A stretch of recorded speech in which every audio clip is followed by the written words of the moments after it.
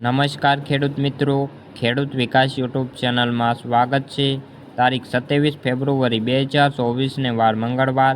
આ વિડીયોની અંદર કપાસના ભાવ મુદ્દે થોડી ચર્ચા કરીશું। તે પહેલાં ચેનલ ઉપર નવા આવ્યા હોય તો ચેનલને ખાસ સબસ્ક્રાઈબ કરી લેજો અને વિડીયો પસંદ આવે તો લાઈક કરી દેજો। તો ચાલો મિત્રો કપાસના ભાવ મુદ્દે થોડી ચર્ચા કરી લઈએ। તો મિત્રો ગુજરાતના જુદા જુદા માર્કેટયાર્ડમાં કપાસની આવક પુષ્કળ થઈ હતી તેમજ ભાવમાં પણ વધારો થયો હતો।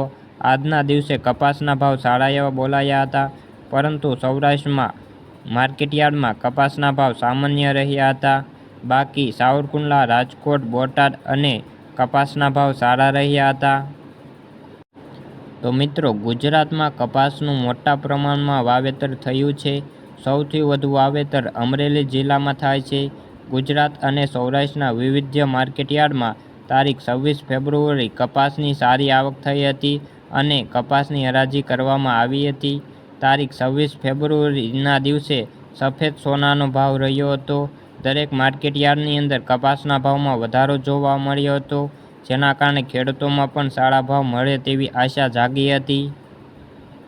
તો મિત્રો સૌરાષ્ટ્રના સૌથી મોટા માર્કેટયાર્ડ ગણાતા એવા બોટાદ માર્કેટયાર્ડની અંદર 5429 ક્વિન્ટલ કપાસની આવક નોંધાઈ હતી। બોટાદ માર્કેટયાર્ડની અંદર કપાસના નીચા ભાવ 1339 રૂપિયા અને ઊંચા ભાવ 1600 રૂપિયા બોલાયા હતા। તો મિત્રો રાજકોટ માર્કેટયાર્ડની અંદર કપાસની આવક થઈ હતી સારી એવી। માર્કેટયાર્ડની અંદર 800 ક્વિન્ટલ કપાસની આવક થઈ હતી। કપાસના એક મણના નીચા ભાવ 1300 રૂપિયા અને ઊંચા ભાવ 1560 રૂપિયા બોલાયા હતા। તેથી ખેડૂતોમાં પણ ખુશીનો માહોલ જોવા મળ્યો હતો।